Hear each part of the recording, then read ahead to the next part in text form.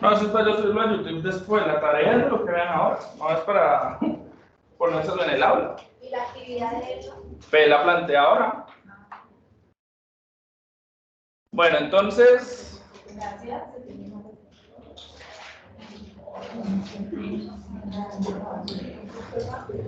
Entonces, como les decía, pues ya Elkin se va también a volver a presentar y a decir mucho de lo que él ha hecho y todo eso, y siempre es un invitado a mis cursos de metodología y de investigación formativa, incluso participa en muchas otras cosas, es un gran amigo. Traten de ahora que sea el momento de que le pregunten, traten de sacar todo lo que más puedan, porque ese berraco tiene mucha información y no le gusta soltarla. Elkin, bienvenido, puedes empezar cuando quieras. Listo, gracias. Creo que al revés, yo creo que yo hablo mucho, tienen que frenarme. Entonces, bueno, primero que todo, muchas gracias a todos ustedes por la invitación, de verdad que me encanta mucho siempre estar en estos espacios. Ves, escucha el eco, se escucha raro, para hacerlo así, es mejor. Ah, bueno, entonces para mí eso es un honor siempre estar en estos espacios porque de alguna manera esa es la razón de ser de la investigación, de la docencia.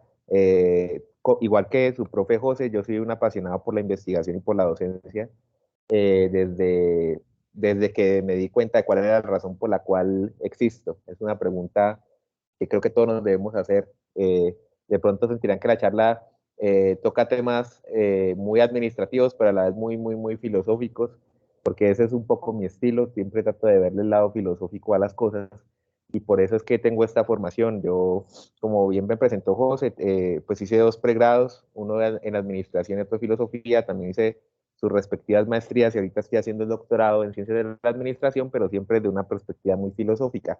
Y por esa misma perspectiva, eh, siempre me ha gustado mucho promover, ¿sí? Sobre todo en esta carrera, en estas áreas, en estas ciencias administrativas. No sé de qué carrera son de administración o contaduría. Tengo entendido que allá hay contaduría también de administración, ¿cierto? No, son solo estudiantes de contaduría. Listo, perfecto. Entonces son, digamos No, que las... perdón, es que a veces tenemos en el curso estudiantes de administración y estudiantes de contaduría, están mezclados. Hoy solo hay contadores. Dale. Exacto, exacto. Entonces, digamos que la contaduría y la administración son muy afines, tanto que en algunas escuelas, y hay debate, ¿no? Si la administración y la contabilidad están relacionadas o qué tan están o no están, sí, pero a veces se configura con un nombre de ciencias administrativas y contables. Ya, Elkin, dime, es dime. que hay momentos en los que se te está como cortando. ¿Sí? ¿Será que? Ok, porque mi internet está No, bien. no sé, pero hay momentos en los que se va cortando. Trata de seguir, Eh, pero trata un poco más despacio, por favor. vale, voy a hacer otra cosa, voy a intentar hacer algo. Dame un segundito. Eh,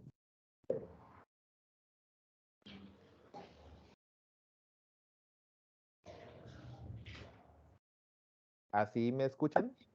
¿Sí? Y yo una cosa, ya, ahí.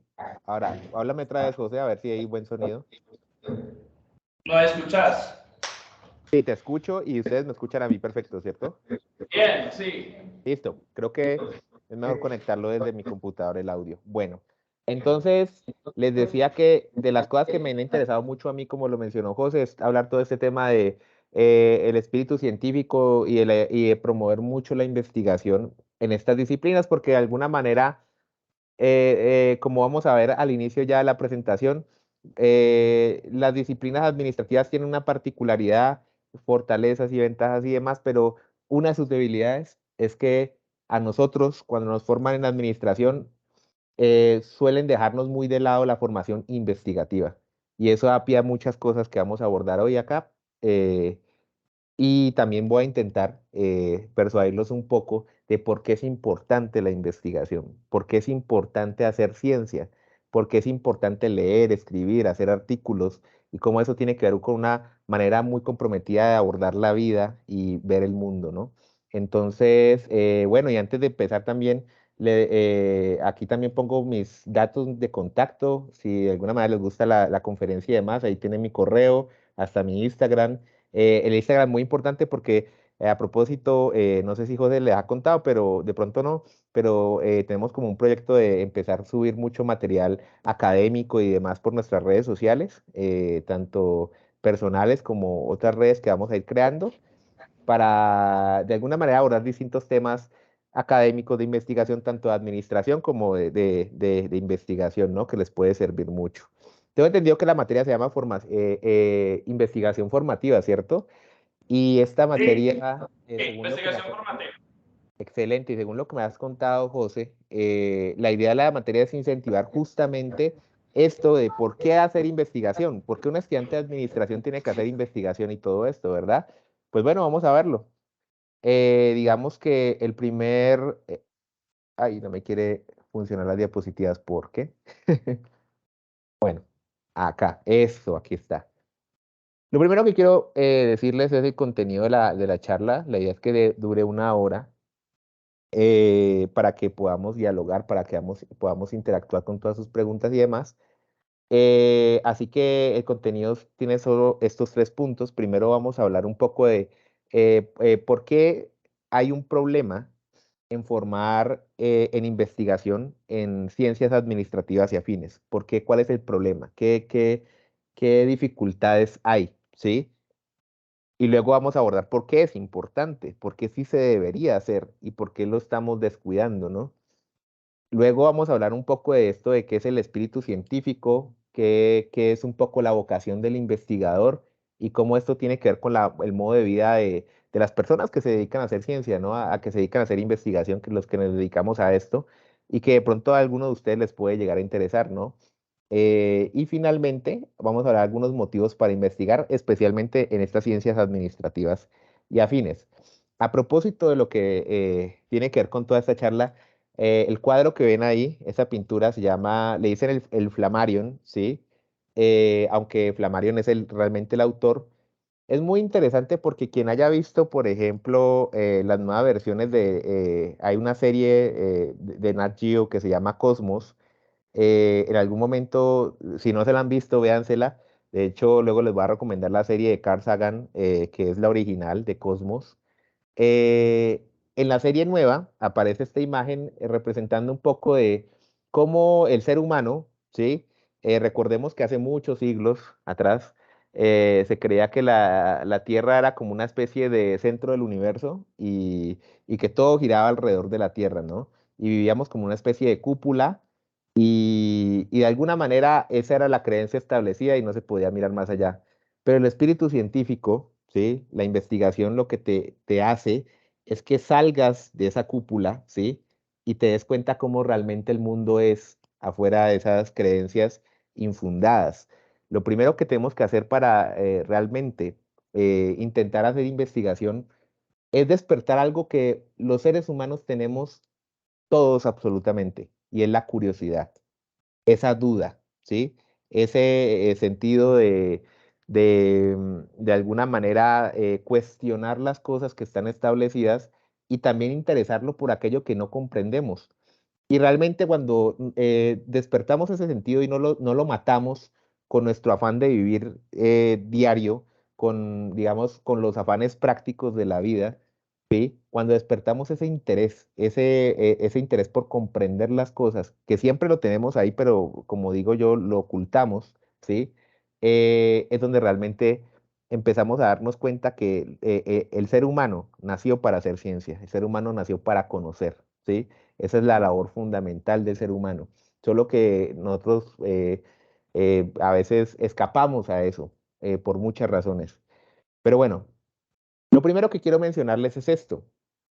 Resulta que hace unos años, más o menos entre 2018 y 2019, hicimos una investigación que fue muy grande del grupo de estudios neoinstitucionales, en la cual también participó José y de la cual también yo derivé mi tesis de maestría en administración. Esa tesis tuvo que ver con la formación investigativa, ¿sí? En programas de pregrado en administración. Lo que hicimos básicamente fue hacer como una especie de comparación para saber ¿qué pregrados de administración en Colombia, las mejores universidades del país, estaban haciendo la mejor formación investigativa? ¿Sí? Eh, Elegimos pregrados de la Universidad Nacional, de la Universidad de los Andes, de la Universidad de Antioquia, la Universidad del Norte, la Universidad del Valle, ¿sí? Hubo varios pregrados, ¿sí? Y lo que hicimos fue analizar cómo es, primero si sí o si no le estaban dando formación investigativa a los estudiantes de pregrado de administración, a los estudiantes de las carreras de administración. O sea, es obvio que en los posgrados, en las maestrías y en los doctorados, es necesario, es obligatorio dar formación investigativa. De hecho, hay autores que dicen, allá es donde se aprende a investigar realmente, a los pregrados no les enseñen investigación. Hay autores que llegan a decir eso, cuando realmente en muchas otras áreas, en la economía, en la sociología, en la filosofía, de donde también vengo, y ni se diga en las ciencias naturales, desde el mismo pregrado se dan las bases para aprender a investigar, ¿sí? Para aprender a hacer investigación científica. Entonces teníamos esa duda, ¿qué tanto se da formación investigativa en los pregrados de administración? Y pues dentro de las cosas que nos encontramos fue lo siguiente. Lo primero que nos encontramos es que todos los programas de pregrado de las mejores universidades del país en administración se parecían en algo y es que casi que no había ninguna materia sobre formación investigativa en administración y en las disciplinas afines. O sea, no había formación investigativa. Era muy pocos.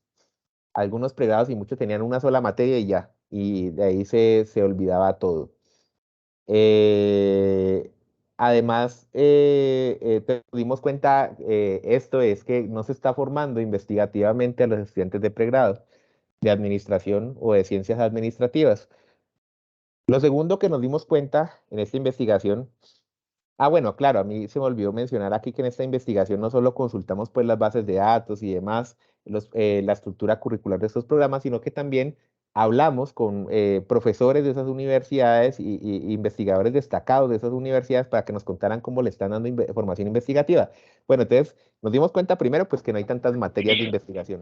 Dime. Es que me ocurre una duda con algo que acabas de mencionar. Sí. Para ponerlos en contexto, Ah, ¿cuántos claro. textos leímos Ush. para hacer ese proyecto? Ya, son tantos que ni me acuerdo. Pero eso era, vea, teníamos una base de datos tan grande, pero tan grande, que llenamos unas hojas de Excel. ¿Eso todavía existe, José? No sé si todavía Es existe. que yo les pongo a ellos a hacer exactamente el mismo esquema que tú Eh, ah, creaste. ya, ya, claro, el Entonces están Excel, llenando ¿no? esa base de datos. El Excel que dice el número, el título, el autor, todo esto, ¿cierto? Ajá. Ya, ya, ya, sí, no, eso lo creamos allá en esa época. Y vea, fue tantos textos que leímos que éramos varios grupos de profesores y estudiantes en los cuales nos dividíamos los textos, porque la idea era que no solo los íbamos a leer por encimita, no, la idea era leerlos todos completamente, leer todos los textos a profundidad. Entonces, como queríamos leerlos a profundidad, nos dividimos la tarea entre muchos, ¿sí? Y eso leímos una cantidad de textos incalculable. Uy, espérame que se me está descargando el celular. A ver, listo. Problemas modernos solucionados, listo. Bueno, entonces sí, eso fue una cantidad enorme de textos, una cantidad enorme de textos. Bueno, y también hablamos con investigadores, como les estaba contando. Entonces, eso fue lo primero, darnos cuenta que había una ausencia de formación investigativa. Muy pocas materias, casi nulas. Lo segundo era que lo que resaltaban esos investigadores destacados de esas universidades, recordemos que estamos hablando de las mejores universidades del país de acuerdo a muchos rankings importantes y todo esto. Lo segundo que nos dijeron es que ellos pensaban que donde mejor se daba la formación investigativa de los estudiantes era por medio de lo que llamamos cultura investigativa, es decir, de crear una cultura investigativa en las instituciones y que eso pesa más que los requisitos formales, ¿sí? Es decir, pesa más que tener una materia o otras cosas. Pero luego, después de analizar esos resultados, de oír la discusión, José, ¿puedes quitar el audio de allá para que yo pueda, no escuche el retorno, porfa? Listo. Listo, gracias. Eso, súper. Así, después de que Después de que llegamos a eso, de que nos dimos cuenta que, claro, la clave para hacer formación investigativa en los pregrados de administración, o sea, la estrategia fundamental que casi que estaban siguiendo todos los pregrados de las mejores escuelas de administración del país, era por medio de la cultura investigativa. Pues primero nos ahondamos, bueno, ¿qué es eso de la cultura investigativa? Y ahorita les hablaré un poco de eso les voy a hablar casi lo más importante de la charla. Pero nos dimos cuenta que también en el análisis que realizamos es que puede existir cultura investigativa. Y si se genera, perfecto. Pero si no existen elementos formales como materias, grupos de investigación, semilleros, ¿sí? Por ejemplo, materias como la que están viendo, formación, investigación formativa, eso es un requisito formal, ¿sí? Si no existen esas cosas, lo que va a pasar con la cultura es que no se va, esta es una palabra clave, no se va a institucionalizar. Es decir, no va a durar en el tiempo, ¿sí? Va a durar mientras estén vivos las personas que estaban ahí generando esa cultura. Pero si no creo las materias, los elementos formales para que se posibilite esa cultura y dure en el tiempo, no va a haber formación investigativa. Es decir, la formación investigativa en últimas necesita de las dos cosas. Parece una respuesta obvia, ¿no? O sea, necesita materias de investigación, necesita grupos de investigación, semilleros, todo esto de elementos formales, pero necesita también la parte cultural y resulta que la parte cultural, aquí está el plus de la investigación, es la parte central, pero esa parte central no puede quedar sola, debe estar acompañado de lo otro, como ya lo dije. Entonces, ahora bien, debe existir estos aspectos formales, ¿cierto?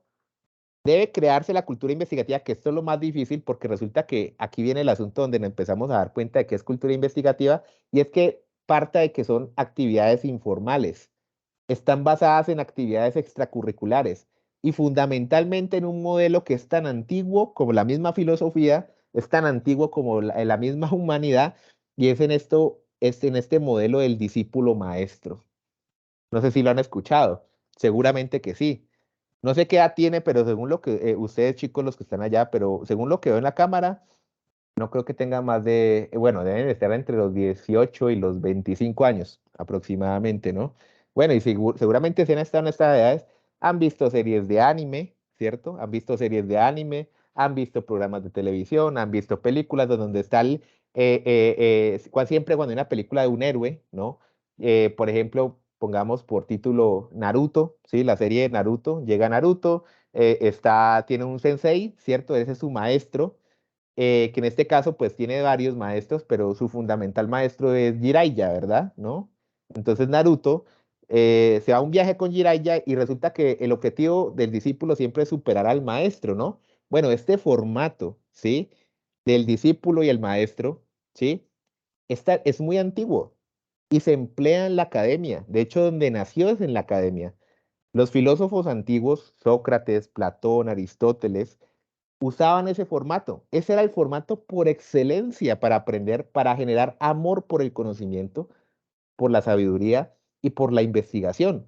Si no existe ese formato, no hay nada. Puede existir materias, puede existir grupos de investigación, pero si usted no le interesa el tema, si usted no se sienta a tomar un café con el profesor a discutir, a debatir, si usted no se reúne con sus compañeros, con un semillero de investigación, además de decir cosas fuera de contexto y pensar en temas de investigación y crear esas dinámicas sociales, ¿sí? Entre ustedes, lo que uno ya podría llamar una especie de amistad, pero del conocimiento. Si no se crea eso, no hay investigación.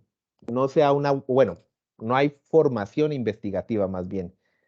Vamos a adentrarnos en ese aspecto entonces. En ese aspecto de la cultura investigativa es donde nos vamos a centrar.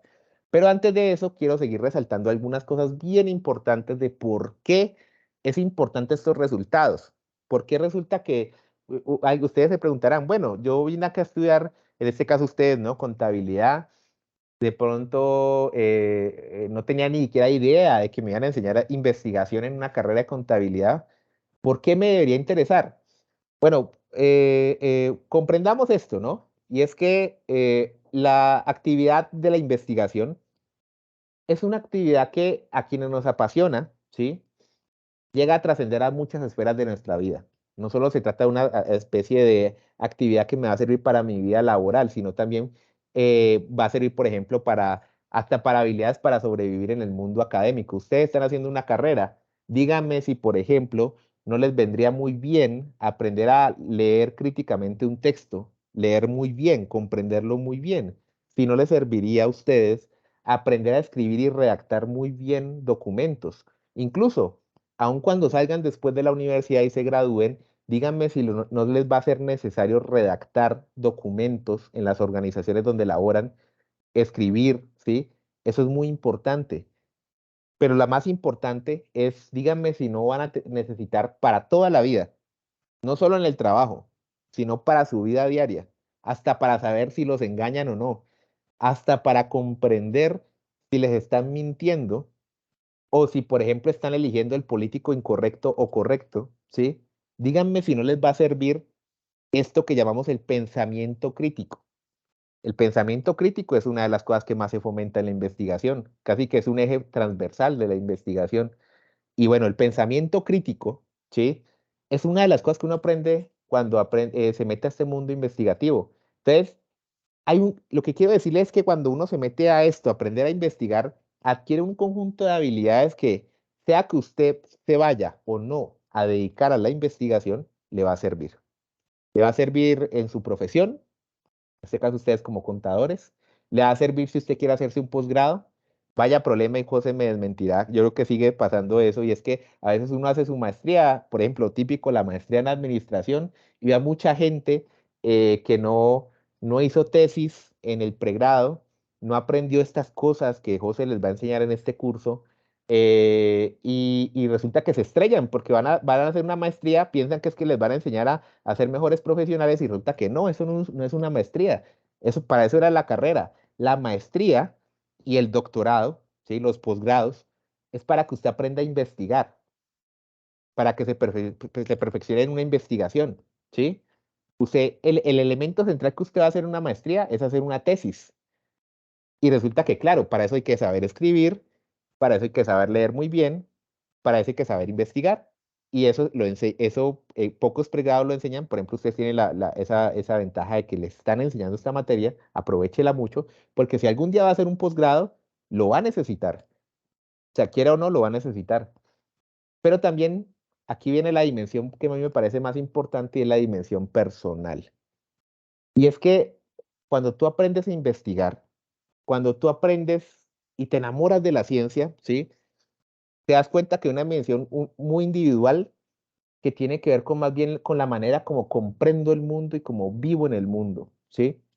Cuando uno aprende investigación, de alguna manera empieza a todo lo que te rodea en la vida cotidiana lo empiezas a ver con más profundidad, lo empiezas a analizar de una manera más sigilosa, ¿no?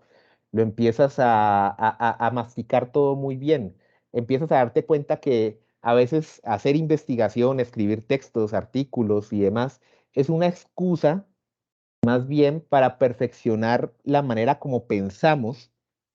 ¿Y por qué nos interesa perfeccionar esa manera como pensamos? Porque de alguna manera nos preocupan preguntas fundamentales que siempre nos van a preocupar a todos los seres humanos, pero como dije al principio, solemos ignorarlas por simple capricho o porque nos da pereza abordarlas o porque son tan preocupantes que nos da miedo abordarlas. Y son preguntas de cuál es el sentido de la existencia, por qué estoy yo acá en este mundo, ¿sí? ¿Por qué existe este mundo como tal? ¿Por qué las cosas son como son y no son de otra manera? ¿Sí? Esas preguntas fundamentales solemos ignorarlas, pero resulta que siempre están ahí. De hecho, nuestra mente va como en una especie de piloto automático. Cuando las ignoramos, lo que hace nuestra mente es como que, bueno, entonces asumamos cualquier respuesta, porque lo que le importa a la mente, en últimas también, es permitir tu existencia, que tú sobrevivas, ¿sí?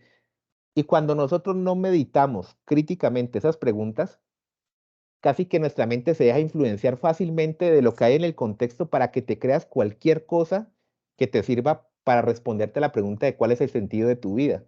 Entonces de repente prendes la televisión o ves internet y lo que te venden del sentido de la vida, lo que vende el marketing, ¿no? Entonces empiezan youtubers, la música, las series de narcos y todo eso. Y eso es lo que, entonces tú inconscientemente tu mente dice, ese es el sentido de la vida, ¿sí? Pero resulta que lo que pasa es que estamos descuidando el sentido de la vida. Estamos descuidando esa pregunta fundamental. Cuando tú empiezas a hacer investigación, realmente lo que estás haciendo es volver a despertar esas cuestiones. Cuestiones que no puedes dejar que el medio en el que vives te las dé, sino que te las tienes que dar tú mismo, ¿no? Bueno, lo otro que hay que reflexionar con esto es que, miren, de alguna manera, denme un segundito, por favor. Perdón, perdón, perdón. Es que creo que se apagó la luz por acá. Denme un segundo.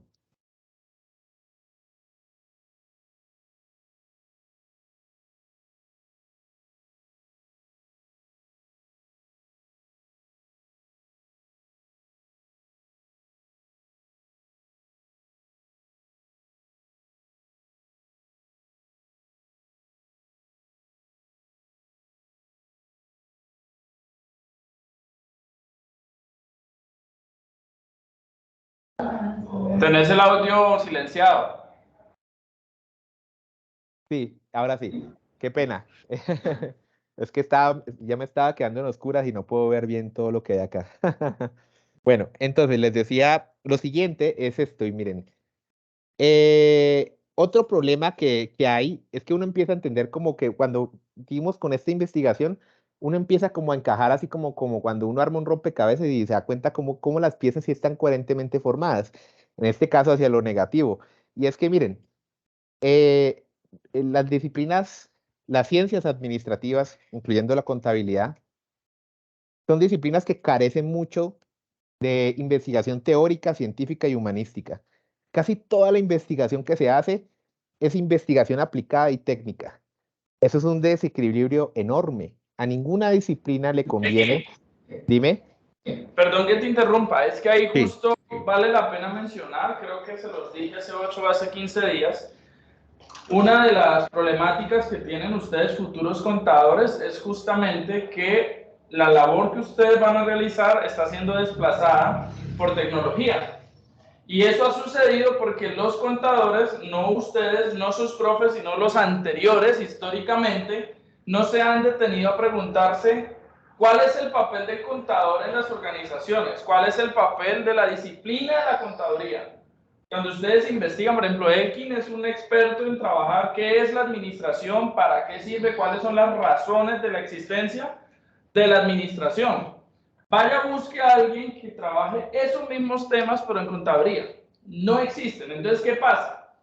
¿A quién busco para costos? Al ingeniero industrial. ¿A quién busco para finanzas? Al economista. ¿A quién busco para la toma de decisiones? Al administrador. Y el contador, bien, gracias, ganando poco, ¿cierto? Siendo mecánico, cargando la información en un software que ahora cada vez está más tecnificado, por lo tanto ya ni siquiera voy a tener que cargar la información en un software porque ya la información va a estar en un software. Yo, por ejemplo, ya nunca pago en efectivo, pues ya todo es digital. Si eso lo conectaran con el software de contable, pues eso ya quedaría listo. Y eso que está justo menciona Elkin es parte de ello. Los contadores históricamente no se preguntaron qué vamos a hacer y se quedaron haciendo investigación aplicada. Finanzas, NIF, costos y qué. Sigue. Claro, no, eso que dices es perfecto. Y miren, ahí aquí lo ubicamos. Esa pregunta de cuál es la labor del contador, qué es el contador, qué es ser contador, ¿sí? ¿Cuál es la labor del contador en el mundo, en la sociedad? Es una pregunta que no es aplicada ni técnica, es una pregunta humanística, ¿sí? Es una pregunta de las humanidades, o sea, es una pregunta crítica, ¿sí? Es una pregunta conceptual, ¿sí? Es una pregunta de las humanidades. Entonces, eh, claro, eso mismo que le pasa a la contaduría le pasa a la administración. Se hace muy poca investigación al respecto. eh, y genera problemas como estos. Ahorita que metes el tema de la inteligencia artificial, recuerdo que los que crearon ChatGPT, ellos mismos sacaron un artículo y mencionaron las carreras más proclives a ser reemplazadas con unas mejoras más de la inteligencia artificial y pues está la contabilidad, ¿cierto? Ahora usted dirá, no, entonces ¿para qué estoy estudiando esto, no? Lo mismo pensábamos en administración hace muchos años, ¿no? Pero resulta que no es tan desesperanzador, porque les voy a decir algo, y es que una de las cosas que a cualquier profesional, a cualquiera, casi que diría a cualquier ser humano, le da una ventaja sobre los otros, es que aprendan estas capacidades críticas, investigativas, porque en última eso es lo que le va a usted dar el conocimiento. Miren, el conocimiento que le puede dar un profesor no es nada comparado con el conocimiento que usted puede adquirir si usted aprende a investigar, porque es que el que está generando conocimiento ya va a ser usted, el que va a estar leyendo, ¿sí? Analizando esa información es usted. No es lo mismo que el docente hace una labor muy importante, ¿cierto? Pero yo pienso que la labor más importante que va a hacer es motivarlos, es enamorarlos a ustedes para que les encante, les encante a ustedes generar conocimiento, para que ustedes mismos busquen ese conocimiento, porque de alguna manera eso es lo que les va a generar el plus, eso es lo que les va a generar una ventaja distintiva con otros profesionales. Y también pueden encontrar las maneras, ¿sí? De cómo su rol en la sociedad puede seguir existiendo sin que sea reemplazado por una inteligencia artificial y más bien lo tomen como algo a su favor, ¿no? Pero entonces, entonces miren que está emparejado, claro, porque en los programas de administración, de contabilidad, de ciencias administrativas en general, hay en parte esa gran carencia de investigación teórica, científica, humanística y más investigación aplicada y técnica. En parte porque también no se forman investigativamente a la gente desde el pregrado. Si no hay gente que se les motive, que se les interese en estos temas, pues no van a haber gente investigando, ¿sí? Van a haber pocos investigadores. Y si hay pocos investigadores, la disciplina se va a morir, porque toda disciplina necesita actualizar su conocimiento. Y si la misma disciplina no genera su conocimiento, ¿sí? Que no solo, insisto, no solo debe ser técnico, entonces otros le van a responder. Entonces el sociólogo va a decir, no es que los contadores son estos, o los filósofos, no es que los contadores son estos. No, los que tienen que responderse eso son los mismos contadores, ¿no? Tienen que abordar estas preguntas. Bueno, para cerrando estas reflexiones de este primer apartado, tiene también lo siguiente, y es que, a ver, no sé por qué se congelan las diapositivas. Yo no sé por qué te gusta Teams, José. Ah, ya. Es que Teams me hace unas embarradas, pero bueno. Listo. La tercera y última reflexión de esta primera parte, para que entendamos el problema, porque es que estamos en un problema tremendo en estas ciencias administrativas y contables, y es que piensen esto, ¿no?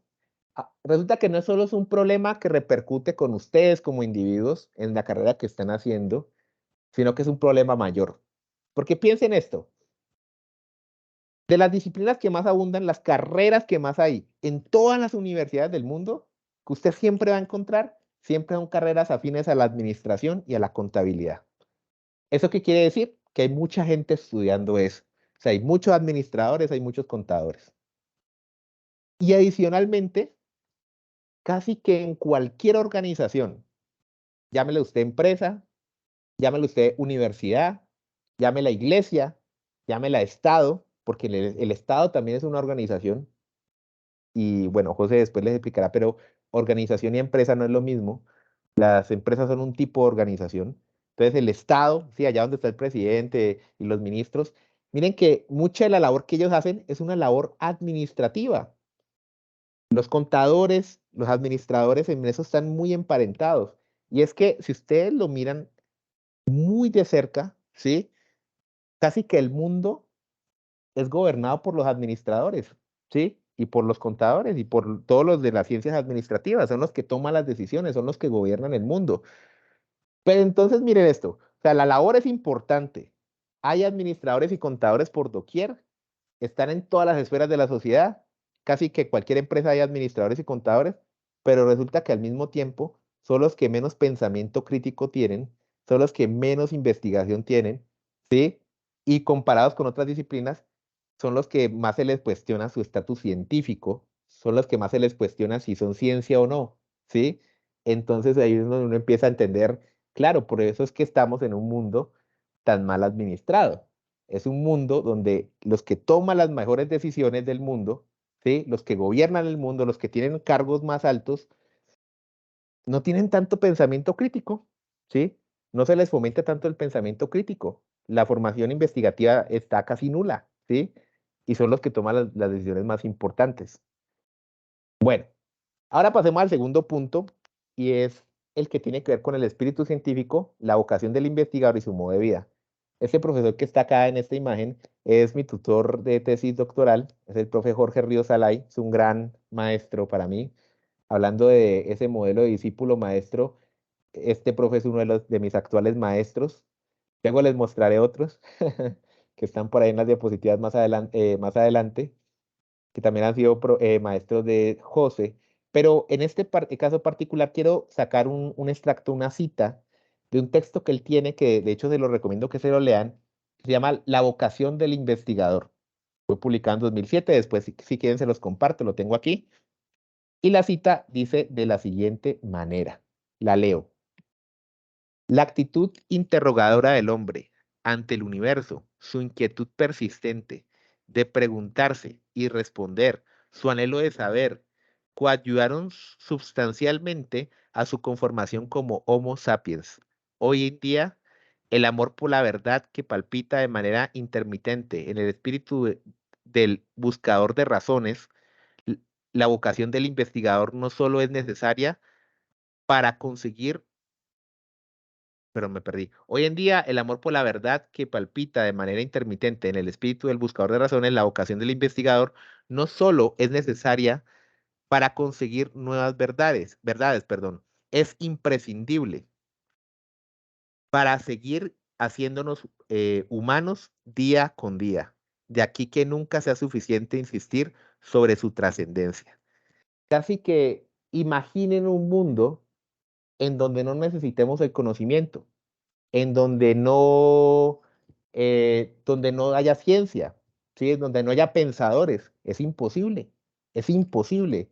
Es más, cualquier cosa que en este momento usted la piense en su vida personal, un tipo de música, un tipo de actividad como bailar, lo que sea, todo eso, todo eso necesita conocimiento.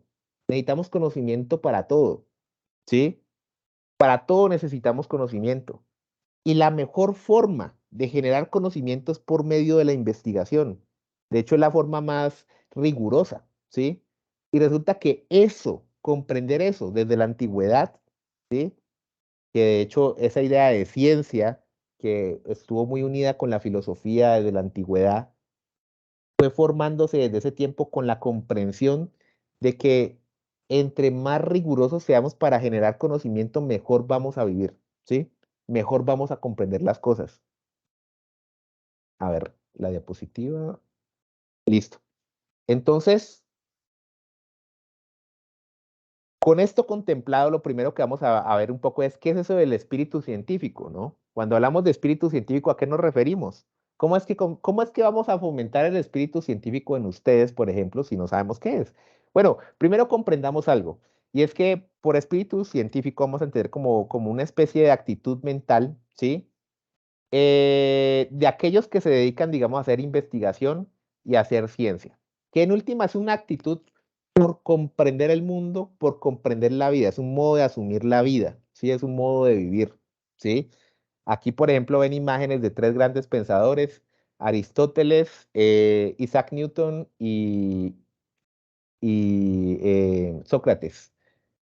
Si ustedes miran, ellos personifican ese espíritu científico, ¿sí? Como ya les dije, la filosofía y la ciencia estuvieron, en la antigüedad no se distinguía ciencia de filosofía, era la misma cosa, la misma vaina. Lo importante es que todo eso lleva un mismo espíritu y es el espíritu por comprender, por hallar la verdad, ¿cierto? Ya les hablo un poquito de las frases que están diciendo ahí. Pero entonces, ¿qué es característico de todas estas personas que se dedican a hacer investigación, que se apasionan por el conocimiento? Bueno, el primero es esta actitud por tener una curiosidad interminable y hacer preguntas fundamentales, por cuestionarse por todo, ¿sí? Por no dar las cosas por hecho. También una actitud proclive a la racionalidad y el pensamiento crítico, ¿sí? Es decir, Esto me parece importantísimo porque es como una de las bases de la ciencia, ¿no? Si tú quieres comprender algo, no solo basta con que me lo digan, no solo basta con las creencias de las religiones o de otras cosas que son importantes en la vida, pero que no son, hacen parte de otro tipo de pensamiento y no como el pensamiento científico, sino que el pensamiento racional y crítico es lo que te permite cuestionar esas cosas que existen, cuestionar esas creencias, cuestionar el porqué de las cosas, ¿sí? Eh, cuestionar el porqué de todo lo demás. Eh, listo. Creo que me llegó un mensaje. No, pero creo que es de la grabación. Listo. Entonces, otra característica del espíritu científico es como una orientación hacia la verdad, hacia la objetividad, hacia la observación y a los hechos. Te lo Pero, mandé yo. ¿perdón? Te lo mandé yo. Es que no veo De el que vamos mensaje. rápido. Vamos muy lento. Era Listo, mío. listo, listo, listo, listo. Voy a apresurarme. Entonces, bueno, hay ciertas características como por ejemplo el pensamiento crítico, una orientación hacia la verdad, hacia el cuestionamiento de las cosas y al diálogo, ¿sí? Este diálogo supone la amistad y la humildad, que de hecho es por eso que ahorita vamos a hablar de lo que tiene que ver con la relación de discípulo-maestro. Sin diálogo, sin amistad, no se puede generar formación investigativa, ¿sí? Eh, bueno, voy a saltarme un poco de estas frases de estos autores, igual ahí las pueden ver, pero lo importante de esto es saber que el pensamiento científico tiene unas características que una de las formas de fomentarlas, perdón, voy a saltarme esto acá, ahorita vuelvo a este video, una de las formas de fundamentar es esto del modelo discípulo-maestro, que es lo que ya vamos a abordar. Solo déjenme rescatar las cosas aquí. Les recomiendo muchísimo que se vean esta serie Cosmos, ¿sí? No sé si algunos la han visto. Es de Carl Sagan. Es impresionante lo que puede realmente. Si ustedes están viendo esta materia, realmente necesitan inspirarse y esto es una buena forma de inspirarse. Créanme que es imposible ganar. Usted no puede conocer algo si no se enamora. Si usted no se enamora, no lo va a poder conocer. Es imposible. El amor y el conocimiento están ahí. Usted para poder, por ejemplo, si usted le da mal en matemáticas, tiene que amar las matemáticas, porque si no, no las va a comprender nunca jamás, ¿sí? Si usted quiere conocer algo, tiene que amarlo. Entonces, si necesita aprender investigación, vea este tipo de series. Eh, Dese cuenta, a propósito de la vocación y el amor, ¿sí? Para hacer las cosas, por ejemplo, cuando a usted le apasiona hacer algo es porque tiene vocación, ¿sí? Porque tiene una inclinación profunda hacia realizar algo en la vida, ¿no? Y esa inclinación profunda nace justamente del ejemplo, de que empezamos a admirar ciertas personas, empezamos a admirar ciertos modelos a seguir, ¿sí? Que de alguna manera nos muestran cómo es el camino que ellos afrontaron la vida, ¿sí? Por eso es tan importante de alguna manera, ¿sí? Que nos preguntemos siempre qué modelos a seguir tengo a mi alrededor, cuáles son mis modelos a seguir, ¿sí? Porque eso, de alguna manera, es lo que te incide en la vocación que tienes. Ustedes seguramente están preguntando hasta para elegir la carrera, ¿será que esto es lo mío? ¿Amo esto? ¿Amo hacer esto? Pues bueno, lo primero que usted tiene que darse cuenta es que la vocación nace en parte de la admiración, ¿sí? De cómo ver cómo otros seres humanos decidieron algo y les apasionó, ¿sí? Y de alguna manera usted decide seguir ese camino. Y aquí es donde damos entrada a esto del modelo de discípulo maestro. Como les decía yo, algo que deben preguntarse es, ¿qué personas ustedes han elegido como dignos de imitar? ¿Qué autores, pensadores de su disciplina, ¿sí? Creen que son dignos de imitar? ¿Qué camino han seguido ellos? Si ustedes ven, por ejemplo, aquí hay varias imágenes está Sócrates con sus discípulos. A propósito de esta imagen, aquí Sócrates es una imagen famosa en la filosofía porque representa aquel momento en el cual a Sócrates lo condenaron a beber un veneno llamado cicuta y lo condenaron a beber ese veneno básicamente porque los políticos de Atenas consideraban que Sócrates estaba corrompiendo la juventud. ¿Y saben por qué consideraban que estaba corrompiendo la juventud? Porque les estaba enseñando a pensar por ellos mismos, a cuestionar a los mismos políticos, a cuestionarlos. Entonces, y entonces dijeron, no, este man está enseñarlos a pensar críticamente, los está corrompiendo. Entonces lo condenaron a beber veneno y él aceptó beber el veneno. Y en esa imagen representa su última reflexión filosófica que fue sobre la muerte, ¿sí? O sea, estaba bebiendo el veneno, iba filosofando sobre la muerte y murió filosofando. Eso impactó a sus discípulos, los impactó tremendamente, tanto que su mejor discípulo, Platón, ¿sí? También tuvo su academia con sus discípulos, ¿sí? Hizo grandes cosas. Uno de sus grandes discípulos fue Aristóteles, que está acá, ¿cierto? Y Aristóteles también hizo lo mismo y tuvo sus discípulos y demás. Y a propósito, para que vean la importancia de este modelo discípulo maestro, ¿quién fue otro de sus discípulos? ¿Quién fue uno de los discípulos destacados de Aristóteles?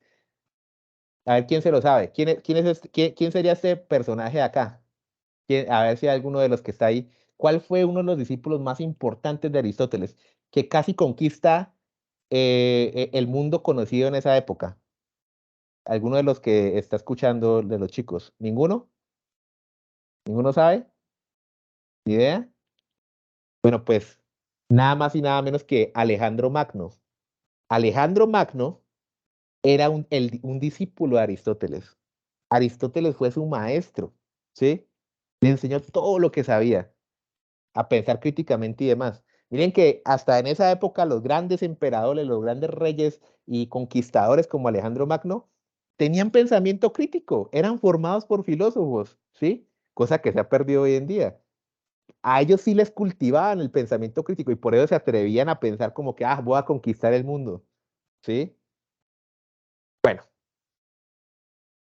sigamos un poquito acá adelante. Entonces, este modelo discípulo maestro aquí provee algunas fotos de nuestro grupo de investigación. Por ahí pueden ver a José cuando estaba más joven. Eh, Aquí estamos varios miembros del grupo de investigación cuando, bueno, en las distintas actividades que hacíamos, eventos académicos y demás. Por ahí está el profe Carlos Tello, que fue uno de nuestros grandes maestros en administración, el profe Marco Alexis, ¿sí? Digamos que de ellos dos yo me formé, por aquí estoy yo, y luego lentamente ahí se formó José, y luego se fueron formando más compañeros y más estudiantes y demás, y así sucesivamente uno se va dando cuenta que esa relación discípulo-maestro funciona. Es una cuestión muy informal. Uno empieza a compartir creencias, uno empieza a compartir una jerga, una manera de hablar, ¿sí? Uno empieza a compartir, inclusive yo recuerdo que en aquel tiempo, miren que esto es todo muy informal y de alguna manera funciona muy bien. Y es, uno empieza a tener una amistad tal que empieza a crear un lenguaje común que sirve para dar explicación de las cosas. Por ejemplo, nosotros aplicábamos mucho el lenguaje de Star Wars. Miren los ñoños que éramos muy ñoños. O sea, usted, gente ñoña y todos los que estamos ahí en esas imágenes, ñoños completamente, nerdos. Empezamos a aplicar el lenguaje de Star Wars para hablar de nuestra vida Debo cotidiana. aclarar que no éramos, que somos. No Somos te vayas muy, del paquete, dame el favor. somos muy ñoños, Dios mío. Miren, nos íbamos a tomar una cerveza a un bar rock, porque eso sí, a todos nos gustaba el rock. Otra cosa en común, empieza uno a tener gustos afines y empezábamos a hablar de nuestros temas de investigación. O sea, usted imagínese ir a una fiesta, o sea, típico meme de redes sociales de el aburrido que está ahí hablándole de su tema de investigación a una chica. Bueno, así. Así éramos, o sea, éramos metidos en ese tema, metidos íbamos a tomar cerveza, hablábamos de los temas de investigación, íbamos a comernos de hecho, recuerdo, José a cada rato dice esa anécdota porque nos pareció tan maravillosa que es, de verdad es que increíble. Fuimos a un centro comercial en Cali, no me acuerdo cuál era el único, creo que sí, ¿no es cierto? Y bueno, fuimos y fuimos a comer literalmente café y pan de bonos. Y nos reunimos, ni siquiera planeamos la reunión, o sea, nos reunimos casualmente ahí. Y empezamos a tomar pan de bonos y empezamos a hablar de los temas de un artículo que estábamos hablando y teníamos la cabeza enredadísima con eso. Y de repente hablando ahí, se nos prendió el foco, se nos prendió el foco y dimos con la solución y empezamos ahí sí ya una lluvia de ideas tremendas y empezamos ahí y eso se convirtió luego en un artículo que nos pareció muy genial y todo, y nos dijimos, no, increíble.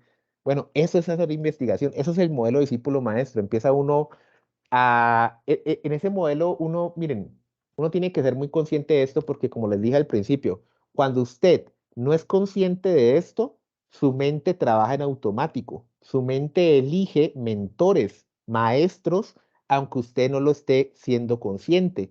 Tal vez su mente lo que hace es elegir el maestro, el modelo a seguir, ¿sí? Equivocado justamente porque usted no está siendo consciente de eso.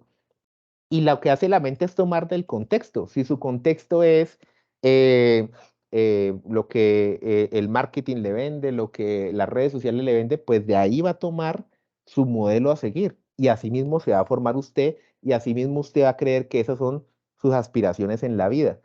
Pero cuando usted empieza a ver otras personas, científicos, académicos, investigadores o incluso profesionales, grandes contadores y demás, y usted empieza a relacionarse con ellos y usted empieza a verlos como un modelo a seguir, su vida obviamente va a cambiar. No por nada, cuando usted va a terapia psicológica, los que han ido a terapia psicológica, una de las primeras recomendaciones que hace un psicólogo, ¿cuál es? ¿Con qué personas usted se rodea? ¿Sí? ¿Y eso es por qué? Por ejemplo, si tú eres, a ver, hablemos tú eres muy depresivo, ¿sí? Tú eres una persona muy depresiva, lo más probable es que las 5 personas que estén a su alrededor también sean muy depresivas. O sea, cuando hablo de las 5 personas que usted tenga a su alrededor, no es la que tengo cerca en el salón ahí, sino más bien me refiero a las 5 personas con las cuales ustedes más habla, con las cuales tienen una relación más cotidiana, constante, ¿sí? Por eso es que uno dice, claro, los padres nos influencian mucho. Por supuesto que sí. Los padres, si usted vive con sus padres, con su familia, si vive con su pareja, lo va a influenciar sí o sí. Si usted mantiene con sus amigos, lo va a influenciar sí o sí. Eso lo va a influenciar, por supuesto que sí. Y usted de ahí elige modelos a seguir. Usted elige modelos a seguir. Su mente lo hace. Si usted no lo hace conscientemente, su mente lo va a hacer inconscientemente. Y ese es el problema, porque ahí es donde nos metemos en muchos líos. Pero bueno, volviendo con esto, porque estamos hablando de la investigación, de cómo esto repercute en la investigación, pues claro, si usted tiene un maestro que de alguna manera lo inspira por la manera como escribe, por la manera como piensa, porque es que eso es algo muy interesante que ustedes van a notar aquí, ustedes, ustedes pensarán, bueno, pero ¿qué le ven de gracia a eso si solo se trata de escribir artículos y textos? No, es que no se trata de eso. Como les dije al principio, los artículos y todo eso es una excusa, porque lo que realmente nos interesa, lo que realmente hacemos en todo el tiempo, es pensar nuestra vida, es pensar cómo es la vida, es pensar el propósito de nuestras propias vidas, cómo vemos el mundo, qué es el mundo. Es lo que hace todo investigador, sea cual sea su disciplina. Cada vez que piensa, cada vez que trata de investigar algo, se está respondiendo o se está dando un lugar en el mundo. Y eso es lo que uno le gusta tanto. Uno empieza a ver las cosas de una manera distinta, empieza a ver una mentoría que transforma su vida, ¿sí? Y empieza a ver esto del legado, ¿no? De cómo el discípulo tiene que superar al maestro, ¿sí? Pero a la vez el maestro le dejó una herencia. Su mejor herencia es la manera como vivió, la manera como dedicó su vida y que usted puede dedicar esa vida a eso pero superando necesariamente a su maestro. Ahora, eh, y este modelo discípulo maestro es la base para toda su formación académica, para toda. Usted va a hacer un posgrado, tiene que elegir un director de tesis. ¿Qué es su director de tesis? Su maestro. Usted va a hacer un doctorado, tiene que elegir un tutor, que es el que le va a dirigir la tesis doctoral. ¿Y quién es ese? Su maestro, ¿sí? Es ese modelo de discípulo maestro. Ahora, y esa es la base para los grupos de investigación y para los semilleros, ¿sí? Y es en el fondo construir una especie de amistad. Ahora, eh, esto nos lleva también a otras cuestiones que las voy a tocar así brevemente para que podamos llegar a las preguntas, porque creo que ya me pasé mucho del tiempo. Y es que, de alguna manera, si bien es cierto que es importante construir esa comunidad, ¿sí? Porque no solo es eso del discípulo maestro, sino también esa comunidad, esos grupos, los grupos de investigación, los semilleros. O sea, la base de esos grupos es el modelo discípulo maestro, pero tiene que extenderlo, usted tiene que tener compañeros, amigos que también estén en esa misma onda, y eso es lo que lo va influenciando a usted. Pero siempre tiene que recordar con esta frase que dice Aristóteles que me encanta y es, miren que Platón era su maestro, ¿sí? Él era el discípulo, Aristóteles es el discípulo de Platón, y mire que, cómo lo considera un amigo. Antes de abordar esta frase, quiero abordar otro pensamiento de Aristóteles brevemente y es es este, y es con lo que les decía ahorita de las personas que usted tiene a su alrededor, ¿no? Y es que, miren, Aristóteles pensaba que lo que usted, el mejor amigo es lo que a veces uno le dicen los papás, ¿no? Y es el que realmente le aporta a usted. Si alguien no le aporta a usted para que usted crezca, para que usted piense mejor, para que usted sea más crítico, no es su amigo. Es un mal amigo, sáquelo de su vida. No es un verdadero amigo. Porque Aristóteles pensaba que uno solo podía ser verdaderamente un amigo con alguien que lo impulsaba a ser mejor, a, ser, a cumplir mejor su propósito en la vida. Si no, no. ¿Sí? Y entonces, obviamente, Aristóteles pensaba, consideraba un amigo a su maestro, a Platón, pero mire lo que dice, Platón es mi amigo, pero más amigo es la verdad. La verdad, ¿sí? ¿Por qué esto? Porque Aristóteles intentaba superar a su maestro, consideraba que estaba equivocado en algunas cosas. Y aquí venimos a algunas problemáticas del mundo académico hoy en día. Hoy el mundo académico de la investigación está en decadencia porque hay una especie de mercantilización y burocratización de la investigación en donde consideran que el mejor investigador es el que publica cada 5 días. Ah, publique 10.000 artículos. Listo, ya, usted es un gran investigador. Pues no es así. El verdadero investigador, vea, un gran investigador puede publicar un solo texto en su vida y si ese texto revolucionó la historia del pensamiento humano, ese sí es un gran investigador. Por ejemplo, aquí les traigo a mi amigo Immanuel Kant. ¿Cuántos años le tardó a Immanuel Kant publicar Crítica de la Razón Pura?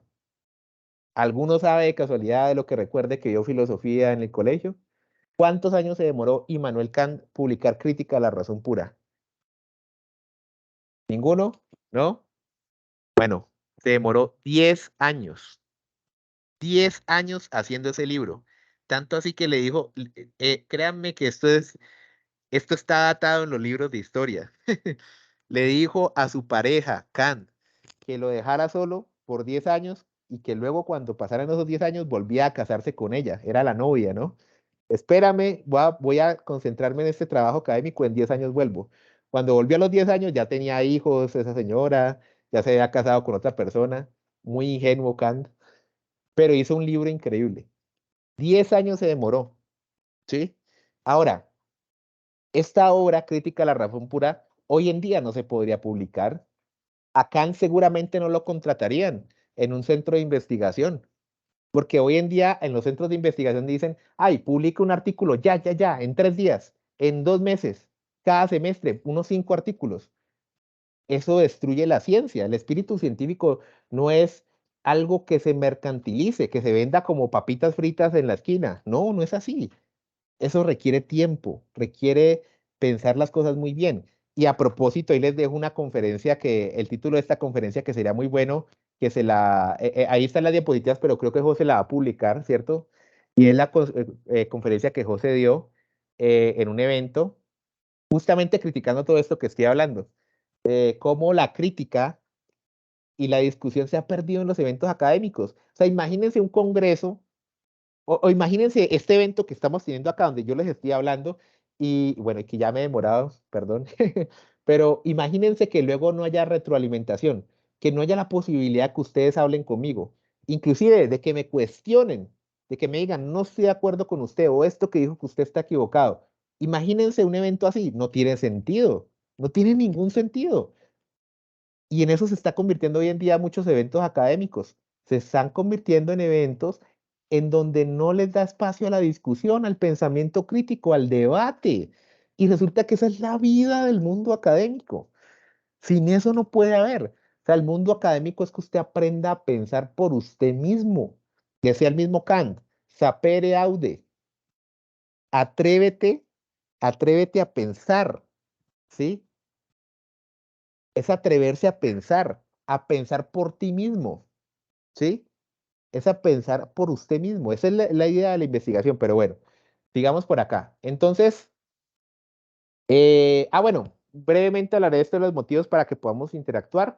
Entonces, en eso se ha convertido hoy en día la investigación y resulta que, por un lado, la investigación está en crisis porque, y les voy a decir, en parte, gran parte de los administradores y los de las ciencias administrativas tenemos la culpa porque le hemos metido que para hacer investigación, usted lo que necesita es cumplir ciertos estándares, es decir, como hay puros estándares administrativos y burocráticos para publicar hoy en día un artículo, ¿cierto? Y es como una mentalidad muy productivista y en parte los administradores somos culpables de eso. Nos debieron haber sacado de los comités científicos desde hace rato o más bien formar investigativamente a los administradores, que es otra cosa. Pero bueno, entonces, a pesar de por eso, esa problemática está por un lado. Entonces, miren, la investigación está en decadencia y tras de eso, a los estudiantes de ciencias administrativas y contables se les da muy poca formación investigativa. Entonces, miren ese problema y luego decimos que ellos son los que están casi que llevando el timón del mundo.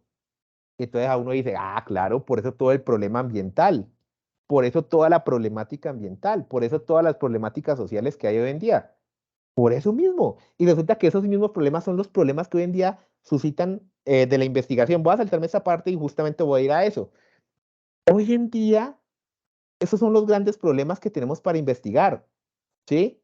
De hecho, voy a irme más para acá.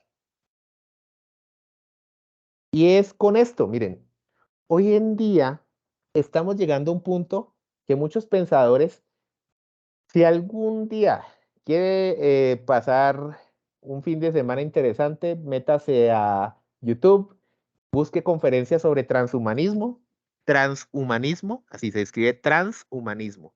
El transhumanismo, todas esas cuestiones que hoy en día muchos filósofos y científicos están planteando de cómo va a ser el futuro de la humanidad. ¿Cómo va a ser el futuro de la humanidad? Y por ejemplo, todas las cuestiones de la inteligencia artificial con ChatGPT hacen parte del transhumanismo, ¿sí? Y dentro de las cuestiones que plantean es que estamos a esto de extinguirnos, ¿sí? Cualquier cosita que movamos mal, nos extinguimos, porque estamos llevando el medio ambiente a un desastre que muy difícilmente vamos a poder revertir, porque estamos creando tecnología muy buena, muy interesante, muy eficiente, como por ejemplo la inteligencia artificial, pero no nos estamos preocupando por investigar y analizar las consecuencias éticas, ¿sí? Que puede traer eso para nuestra vida. Y en ese contexto es donde uno se pregunta, ¿qué estamos haciendo desde nuestra profesión para darle una respuesta a eso? ¿Sí? Hay algo que, con una frase con la cual quiero cerrar, ¿sí? Hay un pensador que me encantaría que lo leyeran, sea usted contador o administrador, eso le va a encantar porque eh, eh, realmente es donde uno se da cuenta de ese tipo de cuestiones que desde ese tiempo que Omar Actus publicó este libro hace muchos años, que es La Administración entre Tradición y Renovación, es un libro gordísimo, pero al menos le hace la introducción, al menos le hace la introducción, se dará cuenta que estas cosas ya las venían pensando desde hace mucho tiempo. Leamos esta frase, miren. Dice Omar Actus, esto lo saqué, es un extracto de la introducción de ese libro que está ahí en pantalla. Dice, otro coloquio internacional realizado también en la HS de Montreal en junio de 1986, que reunió a investigadores y administradores de todos los continentes, entre los más aptos para hablar de las nuevas tendencias en administración, impactó ante esta afirmación tan irrefutable como grave. El mundo nunca antes ha tenido tantos profesionales en administración y nunca antes ha estado tan mal administrado. Es bien paradójico. Antes las carreras de administración y de contabilidad no existían en las universidades. A inicios de los años 1900 no existían. No existían.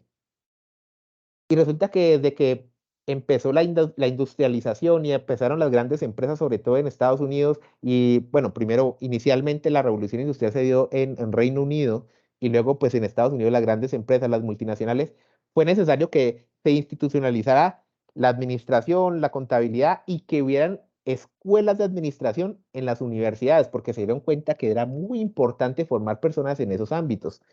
Pero cuando llega esto a pasar y pasa el tiempo, nos damos cuenta que estamos al borde de un cataclismo ambiental y demás aspectos. Estamos en un mundo muy mal administrado y a la vez estamos en un mundo donde nunca antes en la historia de la humanidad hay tantos administradores formados de las mejores escuelas de administración y a pesar de eso estamos administrando mal el mundo. ¿Qué es lo que está fallando?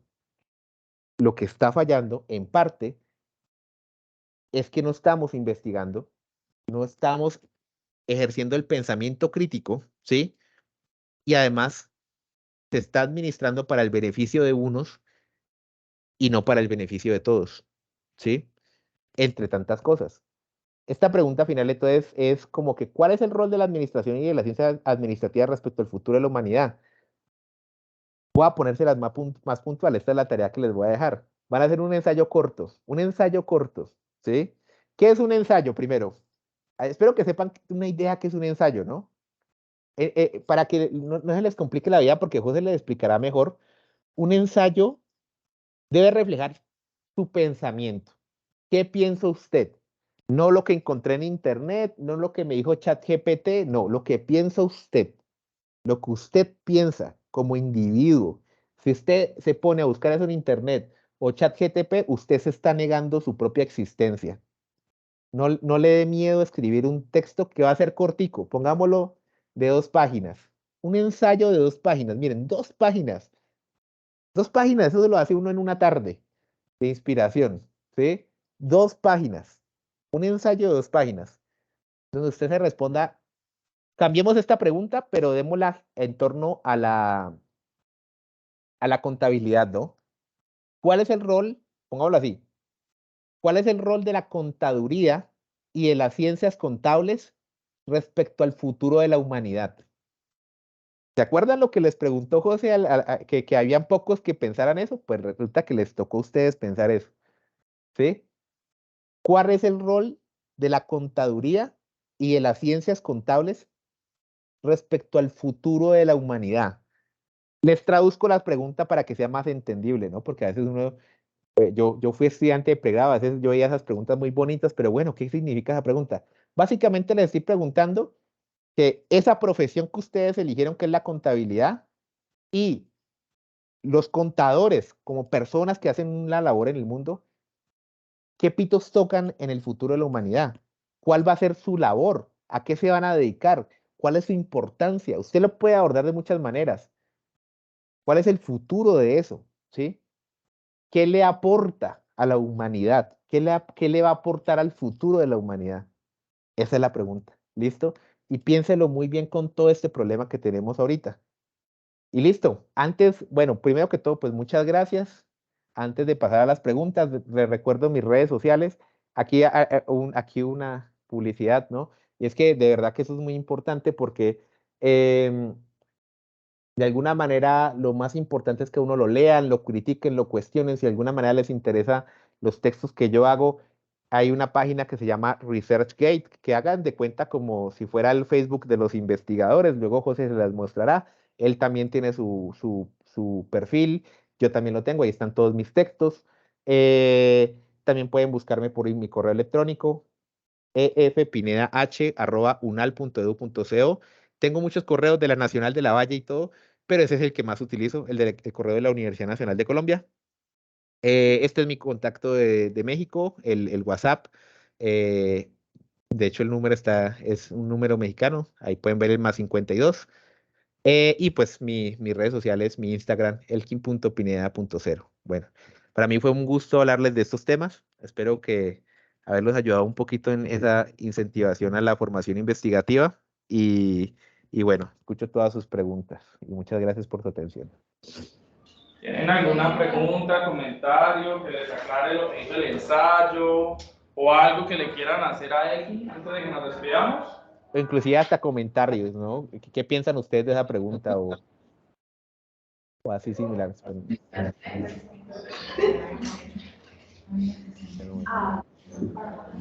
Ahí está bien, ahí está bien. Listo, ya. Que se mejor. Ah, sí, ahí sí los veo mejor. Sobre lo que él estaba diciendo, qué les parece, no sé. Ahí es pensar, o sea, la invitación que les hace Elkin es, los invito a pensar algo que cada vez hacemos menos. Entonces ahora Sí. pensemos algún comentario o algo para hacerle. De hecho, eso es peligrosísimo, ¿no? Cada vez que le dejamos el pensamiento a otra persona, pues nos manipulan. Nos manipulan. Miren, ¿se fueron a ver la película de Barbie? Seguramente se la vieron, todos nos la vimos. Bueno, de hecho, en esa película hubo una frase que una de las Barbies le responde a la Barbie estándar, pues, a la rubia, le dice, eso, la Barbie estereotípica le dice algo así como que, wow, esto es genial. Puse en descanso mi mente. Ahora piensan por mí, ya no tengo que matarme pensando. Simplemente estoy divirtiéndome ya, como. Y era completamente manipulada por cuando los Ken eh, se volvieron fan del Temash. Se volvieron machos alfa. Mentiras. Entonces, básicamente estaban siendo manipuladas. Bueno, cuando usted no piensa por usted mismo, está siendo manipulado. Seguramente es una presa fácil para manipulación. Entonces, básicamente de eso trata la pregunta. Trata de pensar por usted mismo qué es la contabilidad y cuál es el futuro que tiene para la humanidad. Elkin, muchas gracias. Por acá los veo con cara de querer salir corriendo para la casa. Demasiadas cuestiones existenciales. Sí, se van a cuestionar si quieren seguir estudiando o no. Entonces, gracias por tus aportes. Literalmente en parte tienen que pensar eso. Pero no en un sentido malo, no lo digo con intención de aburrirlo, sino más bien con intención de que de eso trata el ensayo, pero también de eso trata sus vidas, ¿no? Sus vidas, usted tiene que darse una respuesta de sus vidas. ¿Para qué están viviendo? ¿Por qué están respirando? ¿Por qué está sentado en un salón viendo en una universidad, madrugándose, esforzándose? Porque eso es importantísimo. Cuando uno haya una respuesta para eso, usted ya nada en la vida le va a provocar problemas ni su pareja, ni el que no le para bolas, ni el que sí le para bolas, ni la muchachita que está muy bonita, nada le va a importar. Porque usted ya se dio una respuesta fundamental de para qué existe en el mundo. Y ya con eso usted puede levantar de ahí para lo que sea. Listo. Bueno. Gracias. Bueno, un gusto. Que esté muy bien. Un saludo. Ahora te escribo.